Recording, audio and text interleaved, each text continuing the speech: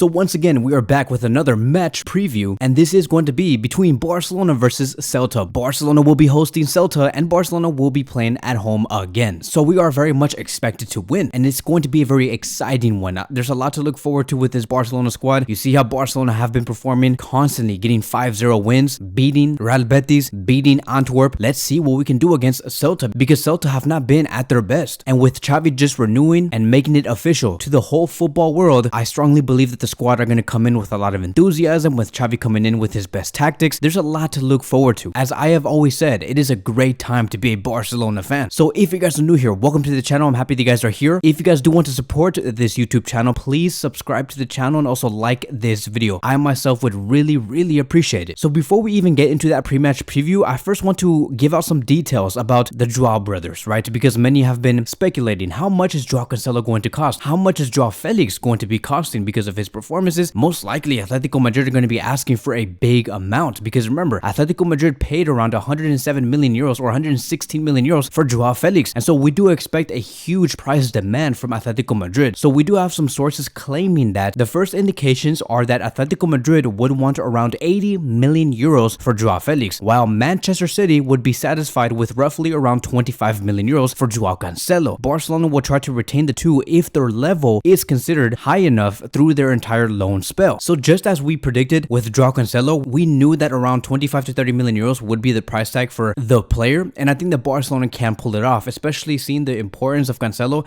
and what he brings to the right flank. I know that Joan Laporta will do everything in his power to make that happen, but as for Joao Felix though, 80 million euros, I don't know if Laporta can pull that off. Now, I know that also Deco, Rafa Yuste, and Joan Laporta are going to be working very hard to make sure that all the finances are 100% correct, that Barcelona are going to be in a great financial position to sign players in the summer of 2024, but 80 million euros is pushing it. Keep in mind, Xavi Hernandez is going to be asking for other players. Barcelona will need to be prepared to maybe sign a player like Kimmich. I know that I keep bringing Kimmich up, but I have a lot of confidence that Xavi will be asking for Kimmich to reinforce the midfield. It just makes a lot of sense because I feel like Oriol Romeu will not be here for a very long time, and Gundogan cannot play in every match. Kimmich will most likely be very much linked to the club, and it's going to be taking around the same price range, which is 80 million euros for Joshua Kimmich. And I just don't see Joan Laporta saying, yes, let's buy Joao Felix for 80 million euros and Joshua Kimmich for another 75 to 80 million euros. But we'll see. I don't know. Like, I'm not into the accounts of Barcelona. I don't know what Barcelona can or cannot afford. The only thing we know is that Javier Tebas has a clear agenda against Barcelona. He's going to do everything in his power to make sure that their spending cap is extremely low and make sure that Real Madrid's spending cap is as high as possible, making sure that their spending cap is like 900 million euros for the summer of 2024, while Barcelona will only get around 170 million euros. It's crazy, right? But that is going to be the price tag of the two players for now. We'll see how things do evolve, because a lot of factors could come into play. Who knows if Joao Felix can keep up this form for the rest of the season? Who knows if Man City could be more generous to us and say, we'll only demand 20 million euros for Joao Cancelo? As I have always said, the key to all of this, to make sure that Joao Felix has a very high chance to continue at Barcelona because he clearly wants to stay, is for Joao Felix to say, I only want to be at Barcelona and nothing more. I don't care about the other offers coming from Chelsea. I don't care about the other offers coming from Liverpool or from Qatar. I do not care. I want to continue at Barcelona because my future is here. And that is the only leverage Barcelona do have in this negotiation deal, because the moment Joao Felix says, I'm open to other offers, who can give me the best deal, then Barcelona will be out of the race. There's no way Felix will continue with this club. So let's move on towards the pre-match preview. And I want to talk about Celta just for a little bit, because I want us to understand what type of opposition we're going to be facing at our home. Celta are in 18th place in La Liga in terms of goals per 90. They're one of the worst in terms of scoring goals every 90 minutes. They're averaging around 0.8 goals per 90 minutes, and that's not impressive at all. They're in 9th place in terms of goals allowed, meaning that they allowed 1.4 goals per 90 minutes. So at the very least, we should expect to see Barcelona score 1 goal against Celta, at the very least. And I think that Barcelona can score 3 goals in the first 45 minutes. We'll talk about that in a few minutes. Also, we have to know that Celta only won 1 time so far in La Liga, and it was against Almeria, and they allowed 2 goals against them. So I think that it's very clear that Barcelona do have all the capability in the world to take down this team with another 5-0 win. Now, Mundo Deportivo wanted to also claim this. These are some very interesting facts about Celta. The current Celta Vigo coach, Rafa Benitez, faces Barcelona for the first time tomorrow since losing 0-4 with Real Madrid back in 2015. This was around the time Rafa was managing Real Madrid. His first meeting with Barcelona was way back in 1995 with Real Valladolid. He has managed 4 wins, 1 draw, and 8 losses with Valladolid, Extremadura, Valencia, Liverpool, and Real Madrid against Barcelona. With Liverpool, he knocked out Barcelona in the 2006-2007 Champions League, which is probably one of the worst versions of Barcelona that we saw back in 2006 and 2007, so it's understandable. But ever since that, before 2006 and after 2007, Barcelona do have a great record against any team that Rafa does manage. So I do want to move on towards what Xavi Hernandez had to say during the pre-match press conference and just his overall view about this whole game. And so this is what he said, and I quote, "For us, it is a very important point. It is not the Camp Nou, but the atmosphere that is being generated is one of very good harmony. We arrive in a good moment of form. In front of us, we will have a Celta that has fewer points than they do deserve. Benitez is a very experienced coach. Last year, it was already difficult for us. We hope to get the victory because we are feeling good at home." Xavi also wanted to talk about the goals for this season, and this is what he said. "I'm not going to win anything by saying it's going to be a good season. We have to go step by step and not raise our bills. The main objective is to maintain the level of play and results," which is Xavi basically saying, let's not get too ahead of ourselves winning 5-0 back to back. We need to continue to be focused. We need to know that the job is not done yet, and we have to just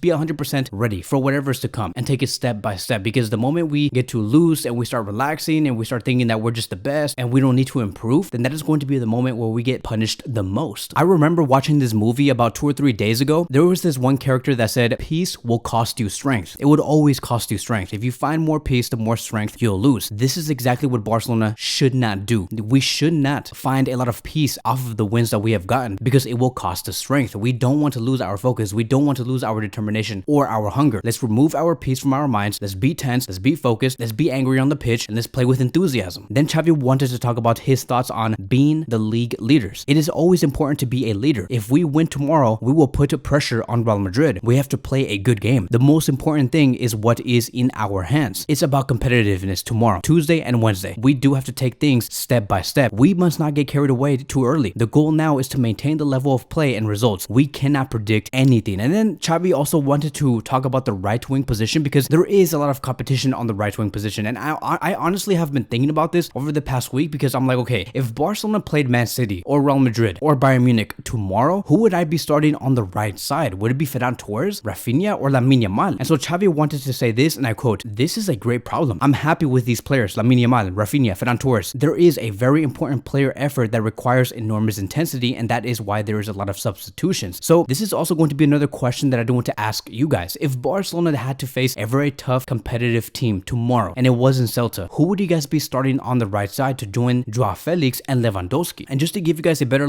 imagery on what these three players do provide on the right side, you can see that there's a lot of competition. Rafinha does have more focus on his creative side, which you can see on his assists per 90 minutes. Lamine Yamal gets more touches inside the box, but we also have Ferran Torres, who can find more goals and has a better goal rate per 90 minutes. So it's very interesting to see that all of these three players have their own strengths. It's just going to be a matter of what does Barcelona need in that moment, and what are they missing in the front line. And to me, it's going to come down to one thing. When we have context about Barcelona's game, we would know that any right winger that plays in there gets isolated, because on the left side, it is always very compacted because of Joao Felix and his danger with Alejandro Balde, Lewandowski, Gavi, and Frenkie. We usually see the right wing very much open, and that right winger being very isolated. And so it's going to be a matter of who has a better 1v1 play in their game. Is it Ferran Torres, is it Rafinha, or is it Lamine Yamal? So it is going to be something to think about. So now I do want to move on towards the possible 11. And in order for us to get a better idea on what our 11 should be against Celta, we also have to understand the opposition. And this is what Xavi wanted to say about the keys towards playing against Celta Vigo. The most important thing is to open the field and have alternatives. You do have to go into space to overcome their defense of 5, but also attack from the inside. You have to have variants to disrupt the defensive framework. And so this is going to be the squad list that will be facing Celta. Araujo, yes, he is back, meaning that most likely we could see him tomorrow. So knowing that Celta does sit very deep, and we should expect to see Celta sit deep against FC Barcelona because Barcelona will have the possession, this is going to be my possible 11. Ter Stegen in goal, Cancelo, Koundé, Araujo, and Alejandro Balde as our defensive line, our midfield being Frenkie, Gundogan, and Gavi, and then our front three being Joao Felix, Lewandowski, and Ferran Torres. Keep in mind, I'm more than comfortable with having three midfielders in a 4-3-3 system. Having Frenkie as the pivot and being joined by Joao Cancelo does take Barcelona a very far way. Now, I want to say another thing. It's not just about switching the starting 11 in every game, because I know many will say, but Kevin, come on, do you understand that we need rotation? We need to take some players out. Alejandro Balde just played about 2 or 3 days ago. Cancelo played about 2 or 3 days ago. Gavi, Frenkie also need rest. Come on, we need rotation. But like I said, it's not about who starts in the 11. It's about placing your best 11 in the beginning of every game and making sure you put the game away as soon as possible, making it 3-0 or 4-0 before the 45th minute, because once you have that, then it would be very ideal to take out that starting 11 in the second half and place another 3 to 4 players. That is what you call rotation, and that is when you do place your rotations in the middle of the game. You place your best 11, have them score about 3 to 4 goals, very similar to what we saw against Antwerp, and then in the second half you take out about 3 to 4 players and you change the whole starting 11. You can take out Frankie, you can take out Gavi, you can take out Cancelo, you can take out Lewandowski, but the objective has always been that, and that is something that we have always done under Pep Guardiola with Barcelona. We finished the game before the 39th minute, and then by the second half we made about 3 to 4 substitutions, maybe sometimes even 4. And so that is the thing that I want this Barcelona to aim for, and I hope that they do that tomorrow and make sure that they put 3 to 4 goals past Celta, and then in the second half we can see Gundogan get taken off, maybe Gavi get taken off, Lewandowski being taken off, and have Lamine Yamal, Rafinha, Oriol Romeo come into the match later on and finish off the game even more, maybe make it 5-0, 6-0. Let's aim to be the best. Let's continue to improve. So that is going to be wrapping up today's video. Thank you guys so much for watching, and I will see you guys in the next one.